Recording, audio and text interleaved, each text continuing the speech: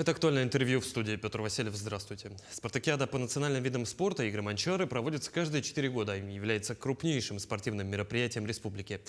В этом году соревнования состоятся в селе Текёль Татинского района уже с 7 по 13 июля.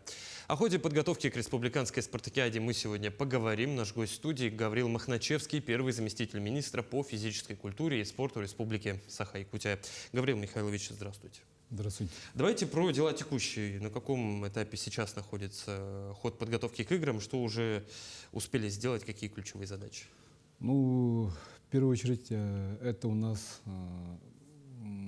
по общему плану нашему республиканскому, организационного комитета, это строительство, подготовка мест проведения спортивных мероприятий, а также это размещение питания организованных участников, ну и помимо этого для подготовки мест для неорганизованных участников.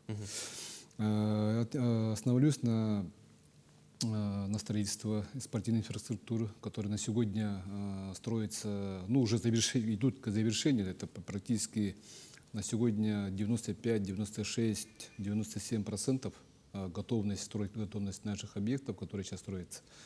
Ну, сейчас вот к завершению идет в самом центре стадион, где 3000 мест, и уже все там практически готово. Сейчас уже тоже, ну, можно сказать, финишная прямая спортивных объектов.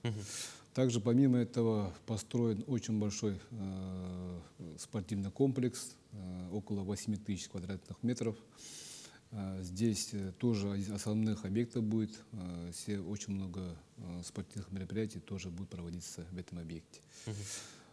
Также помимо этого строится ипподром, где будет тоже один из очень ожидаемых конных скачек, потому что нынче будут участвовать новые скакуны, которые приехали в нашу республику, чистокровные, Вот. И помимо этого, ну, в целом готовится капитальный ремонт тех объектов, которые будут размещаться наши участники, гости.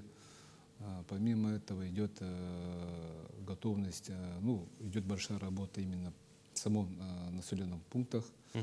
Это в селе Черкёх, также и в самом Текёле. Это уборки. На сегодня вся вот население, которое Татинского улуса всем миром проводит такую большую работу именно вот в этом плане.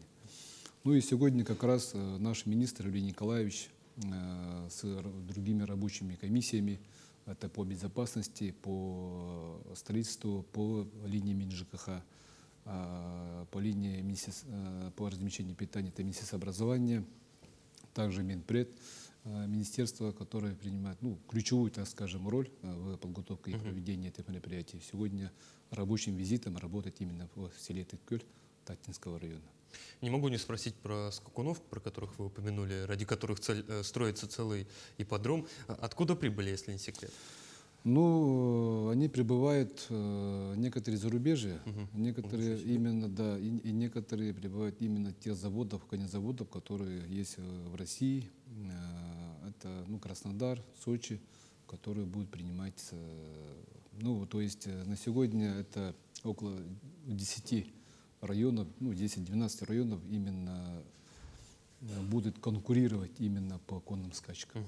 Ну, безусловно, крайне зрелищный вид спорта. Гаврил Михайлович, о зрелищности. Эстафета игр «Огня Манчары» в этом году хотелось бы узнать, как проходит, какой у нее маршрут и самое главное значение ее для участников, для гостей, для спортсменов. Да, огонь игр — это, как говорится, один из таких тоже основных моментов во всех играх, не только вот наших играх, но и это начато и Олимпийских игр. И на Детях Азии. И на Детях Азии, которые мы здесь проводим. Прежде всего, это пропаганда в целом самих игр, это пропаганда здорового образа жизни в целом, это история, где мы, проводя зажжение зажжение огня, и маршрут, который вот идет, огонь игр, это прежде всего, ну я и повторюсь, это прежде всего пропаганда в целом самих игр. Потому что здесь группа, которая ведет огонь, хранители огня, скажем так, это не простые люди, это все, ну, допустим, руководителем этой группы Дмитрий Николаевич Горохов, заслуженный работник физического спорта нашей республики, и сам является именно лидером здорового образа жизни нашей республики и пропагандист именно этой работы, да. И также в кругу него есть подготовленные наши тоже спортивные именитые спортсмены, бегуны наши, которые тоже будут сохранять ну, огонь и до зажжения именно самих в открытии, торжественном открытии игр. Они будут в те местах, где будут, они будут проводить мастер-классы, будут рассказывать про историю наших игр. Ну и, конечно же, это будет провести и пропаганду здорового образа жизни в целом. Давайте про саму спартакиаду. В чем отличие вот соревнований этого года от ее предшественницы? Ну, знаете, игры, которые вот проводятся, всегда они чем-то отличаются. Отличается именно проведением игр в самой организации. Бывает также именно по спортивной части. Очень бывает много рекордов. Бывают такие очень спортивные, скажем, противостояния бывает, смена лидера бывает, новые имена проявляются. Вот это все равно интересно будет. Это по спортивной части я скажу, да. Это всегда в любом случае будет по 11 видам спорта будет очень интересно. Поэтому, вот, воспользуясь случаем, можно всех наших зрителей, гостей нашей республики, жителей республики пригласить именно к играм, да, во время проведения в целом спортивной части. Но помимо этого, организационным комитетом тоже подготовлена культурная программа. Всегда интересно это торжественное открытие и закрытие самих игр. Ну и помимо этого, в течение вот тех дней, которые будут проводиться игры Манчары, ежедневно подготовлена культурная программа. Ну и, конечно же, интересно тем, что игры проводятся прославленных нами сыновей нашей республики, нашего народа Саха. Вот Платон Алексеевич Аюнский, допустим, да, это те люди, которые в становлении нашей республики, поэтому будет интересно, и именно музей посвящена к этому направлению будет со стороны муниципалитета Татинского района, ну и самой Министерства культуры. Поэтому очень интересно будет также в этом плане. Гаврил Михайлович, смотрите, гостей мы пригласили на игры Манчары в Татинский район. Хотелось бы узнать. Ну, Татинский район, конечно, не полярный, не арктический, но тем не менее, доехать далековато. Как будет организован трансфер гостей, болельщиков, участников? Потому что спортсмены, насколько понимаю, едут организованно. Да, вы правильно сказали. Организованные участники, да, имеется в виду, это наши спортсмены, участники, ну и, конечно же... Сборная команда, да? Да, сборная команда муниципальных районов, которые будут продвигаться со стороны, ну, скажем, если мы здесь сидим, то с левого берега на правую часть нашей реки, да, то есть в сторону Нижнего Бестяха. Здесь у нас организационным комитетом, службой, рабочей группой транспорта организована будет именно переправа в паромах, которые будут отдельно отведены. Отдельный паром? Ну, потому что спортсмены, которые будут приезжать,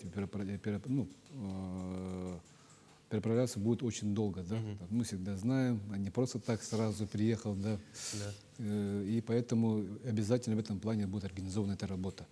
Помимо этого, для организаторов, для судей и в целом организационного комитета будет эта отдельная работа проведена. Ну, для гостей здесь уже, как говорится, все на общих правах, надо будет переправляться через реку, но тем не менее их и ждет культурная программа. В целом интересно именно самом Теккере, начиная уже с территории, с границы Татинского района, сейчас там обустраивается именно граница.